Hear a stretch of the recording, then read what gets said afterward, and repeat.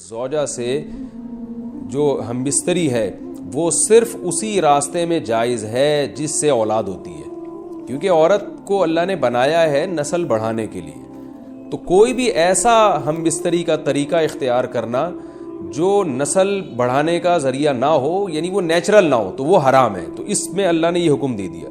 تو اس سے صاف یعنی حدیث سے بھی پتہ چلتا ہے اور تمام فقہا کا اجماع بھی ہے اس آیت کی روشنی میں کہ مسئلہ تھوڑا حیا کے خلاف ہے، لیکن میرا خیال ہے بتانا ضروری ہے کہ پچھلے راستے سے عورت سے ہم بستری کرنا بالکل حرام ہے، ناجائز ہے. اور نبی صلی اللہ علیہ وسلم کی اس پہ بہت شدید لعنت ہے، بہت شدید وعید ہے. تو یہ بالکل اللیگل ہے اسلام میں کہ عورت کے پچھلے راستے سے اس سے ہم بستری کی جائے. جو لوگ لڑکوں سے بدفعلی کے عادی ہوتے ہیں ان کو یہ ایک چسکا لگ جاتا ہے، تو یہ حرام ہے، ناجائز ہے، کیونکہ اللہ نے بتا دیا کہ یہ تمہارے لیے بمنزلہ کھیت. مفتی طارق مسعود کے بیانات کے لیے طارق مسعود آفیشیل کو سبسکرائب کریں. طارق مسعود آفیشیل.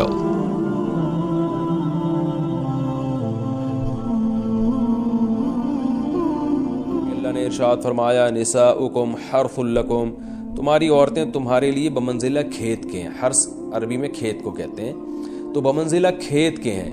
جیسے بیج ڈالا جاتا ہے کھیت میں اور اس سے پیداوار بڑھتی ہے، تو عورت کی جو ایک حیثیت ہے، نیچر نے جو اس کی ایک حیثیت متعین کی ہے، وہ بھی ایک نسل بڑھانے کا ذریعہ ہے، جس میں مرد کا جو اسپم ہے وہ بطور بیج کے ہے اور جو اولاد ہے وہ ایک پیداوار کی طرح ہے. تو اللہ نے یہ یاد رکھیں، اس آیت کو بہت سارے غیر مسلموں نے عورت کے خلاف بہت نیگیٹیوٹی پھیلائی ہے کہ دیکھو اسلام عورت کی توہین کرتا ہے، اس کو کھیتی سے تعبیر کرتا ہے. تو کچھ لفظ کسی اور زبان میں جب وہ جاتے ہیں تو وہ توہین کا معنی دیتے ہیں. عربی میں جو حرث کا معنی ہے یہ تعظیم کے لیے ہے، توہین کے لیے نہیں ہے. اردو میں جو کھیتی کا معنی ہے وہ توہین کے لیے استعمال ہوتا ہے. کھیتی یعنی جو پاؤں میں روندی ڈالنے والی، اور زمین جو ہے پاؤں میں گویا روندی، اس کو روندا جا رہا ہے. تو اس لیے اس کا اردو میں بالکل اسی طرح جو لوگ ترجمہ کر دیتے ہیں کہ عورتیں تمہاری کھیتیاں ہیں، تو یہ ترجمہ میرا خیال ہے اس لیے درست نہیں ہے کہ اردو میں اس کا مفہوم ہی چینج ہو جاتا ہے. یعنی گویا ایک عزت کے لیے جو لفظ اللہ نے استعمال کیا وہ ذلت کا ذریعہ بن جاتا ہے. تو اس لیے کسی بھی زبان میں جب ہم کسی بھی لفظ کا ترجمہ کرتے ہیں تو اس زبان کے ہمیں محاوروں کو دیکھنا چاہیے کہ اس زبان میں یہ لفظ کس معنی میں استعمال ہو رہا ہے. مثال کے طور پر ہو سکتا ہے کتا کا لفظ کسی زبان میں وفاداری کے لیے استعمال ہوتا ہو، کسی کو لوگ ڈاگ کہتے ہوں تو اس کا مقصد ہوتا ہے وفادار انسان ہے، لیکن ہمارے یہاں اردو میں گالی ہے وہ. اور آپ بولیں کہ بھئی وہ فلاں قوم ڈاگ کہتی ہے تو ہم کتا کہیں گے، تو آپ جب اس کا ترجمہ اردو میں کریں گے تو کتے سے نہیں کر سکتے. تو اسی طرح یہ عربی کا جو لفظ ہے اس میں بھی یہ چیز غور یعنی ملحوظ رہنی چاہیے. تو اس لیے اس کا ترجمہ کیا جائے گا تمہاری عورتیں تمہارے لیے پیداوار بڑھانے کا ذریعہ ہیں، نسل بڑھانے کا ذریعہ ہیں. فاتو حرثکم، تم اپنے اس نسل بڑھانے کے ذریعے کے پاس آؤ، انا شئتم، جیسے چاہو، وقدموا لانفسکم، اور اپنے نفسوں کے لیے آگے بھیجو. یعنی اولاد کی نیت سے آیا کرو زوجہ کے پاس اور آخرت کے لیے انتظام کرو، یعنی اولاد پیدا کر کے جو تاکہ دنیا اور آخرت میں تمہارے لیے، فیوچر میں تمہارے لیے کام آئے. دنیا بھی داخل ہے، آخرت بھی داخل ہے. تو اس آیت کا بھی ایک شان نزول ہے کہ صحابہ کرام تو چونکہ جو خواتین تھیں مکہ میں صدیوں سے وہ لوگ آباد تھے، ان کے سفر خاص طور پہ عورتوں کے سفر بہت ہی کم ہوا کرتے تھے. تو جب ہجرت ہوئی ہے اور جو ہے ہجرت کر کے بہت ساری صحابیات مدینہ آئی ہیں، تو مدینہ میں ان کے نکاح دوسری قوموں میں ہوئے، پھر انصار صحابہ سے بھی ہوئے.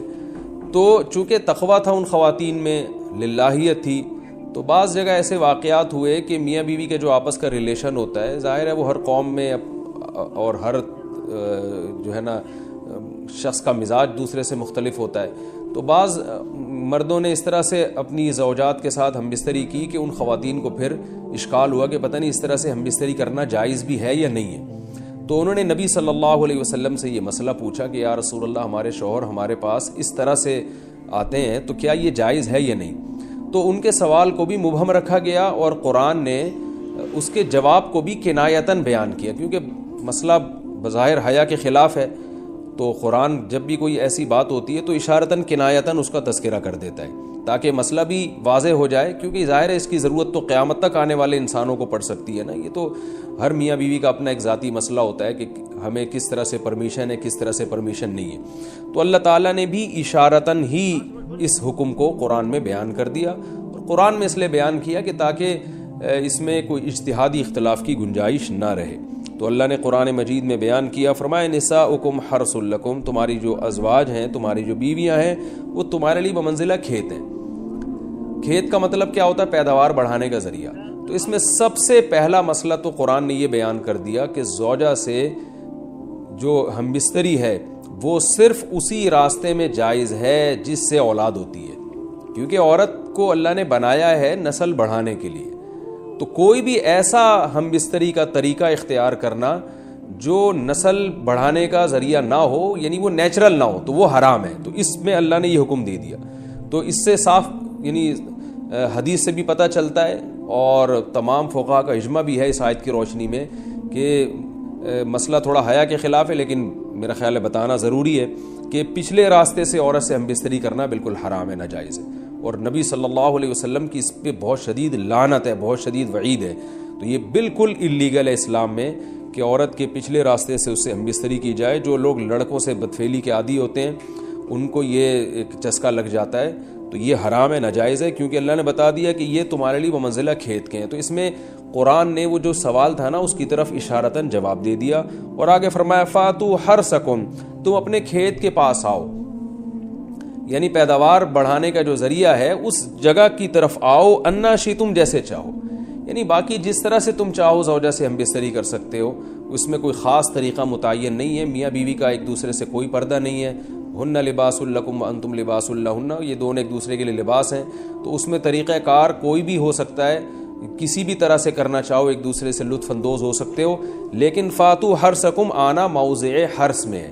حرث کا مطلب وہ اس جگہ کی طرف آنا ہے جہاں سے نسل بڑھتی ہے، کسی اور راستے کی طرف. اس سے صاف طور پر جو ہے نا وہ جو فاسق فاجر لوگوں کی جو برائی ہے، جو لڑکوں سے بدفعلی کے نتیجے میں پیدا ہوتی ہے، اس کا اللہ نے قلع قما کر دیا کہ اس کی اسلام میں بالکل اجازت نہیں ہے. باقی طریقہ کار کیا ہوگا یہ تمہارے اوپر، اس کی اللہ نے تمہیں اجازت دی ہے. وقدموا لانفسکم، اور چونکہ بار بار حرث کا تذکرہ ہو رہا ہے کہ نسل بڑھانے کا، تو اس لیے اللہ نے فرمایا کہ قدموا لانفسکم، اپنی ذات کے لیے فیوچر میں انتظام کرو. قدموا کا مطلب آگے بھیجو اپنی ذات کے لیے سرمایہ. کیا مطلب؟ کہ جب زوجہ سے ہم بستری کرو تو نیت اولاد کی ہونی چاہیے، تاکہ وہ اولاد دنیا میں بھی اور آخرت میں بھی تمہارے لیے ذخیرہ بن جائے. تو یہ نسل بڑھانے کی بہت زبردست ترغیب ہے اس آیت میں. اور اس آیت میں اللہ نے عورت کا کہ بہت ساری ذمہ داریوں میں سے ایک بڑی ذمہ داری کا بھی بیان بتا دیا کہ عورت کو اللہ نے بنایا ہے. جو مرد اور عورت کا جو فرق رکھا ہے نا، اس فرق کی بڑی وجہ یہی ہے کہ مرد کے اسپرم کو اللہ نے بیج کے طور پہ پیدا کیا ہے اور عورت کو اللہ نے زمین کے طور پہ. تو بیج اور زمین کے ملاپ کا بنیادی مقصد ہی نسل بڑھانا، پیداوار بڑھانا ہوتا ہے، نہ یہ کہ نسل روکنا. آج فیملی پلاننگ والوں نے اس آیت کی دھجیاں اڑا دی ہیں، اور جو پوری دنیا میں ایک بیہودہ قسم کی تحریک چل رہی ہے، یہ آیت بالکل اس کی نفی کر رہی ہے.